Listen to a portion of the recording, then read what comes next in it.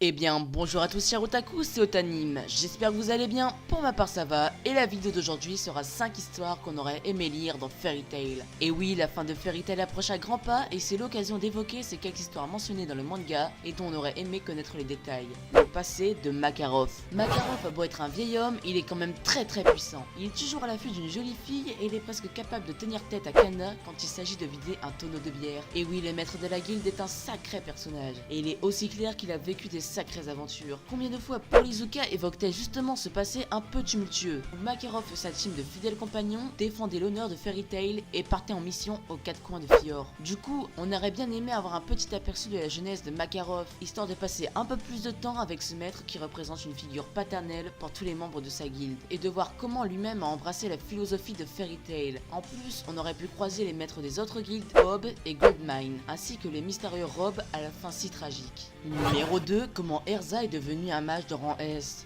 C'est vrai ça, on n'arrête pas de nous répéter que Titania Erza est la mage la plus puissante de Fairy Tail, et on a eu plusieurs fois l'occasion de vérifier que c'était vrai. La jeune femme nous a souvent surpris par ses pouvoirs et sa force, parfois même un peu trop, mais on n'a jamais vraiment su quand et comment elle a obtenu son statut de mage de rang S. On a assisté à l'épreuve de Natsu et compagnie sur l'île de Tenro, et on a bien vu que, même sans l'intervention malvenue de Grimor R, c'était loin d'être du gâteau. Il aurait été amusant que Erza nous raconte un peu en quoi a consisté sa propre épreuve, et comment elle est parvenue à la surmonter. D'ailleurs, on pourrait dire la même chose de Luxus et de Mera Jane. Voilà une histoire qui nous aurait donné l'occasion de plonger un peu plus dans la jeunesse de ces personnages. Mais bon, peut-être que garder ça sous silence participe aussi au mystère de la puissance d'Erza.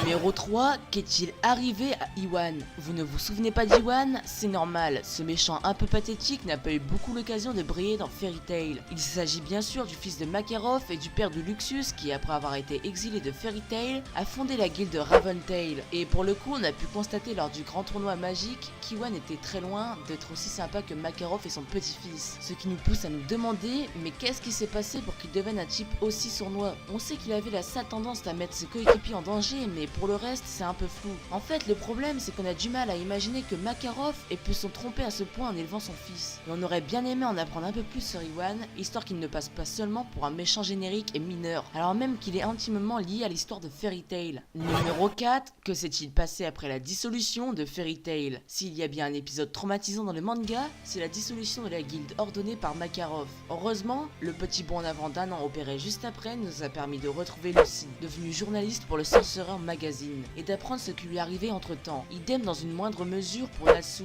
Mais et les autres? L'arc narratif Avatar nous révèle que Wendy fait partie de la Lamia Scale, que les pouvoirs de Lucy ont carrément changé, que Grey a infiltré la guilde Avatar et qu'Erza a retrouvé Jelal et coopère avec lui pour démanteler les guildes criminels. Et encore plus étonnant, que Gadji et Levi font partie de l'armée du conseil. C'est clair, ça fait quand même beaucoup à avaler d'un coup.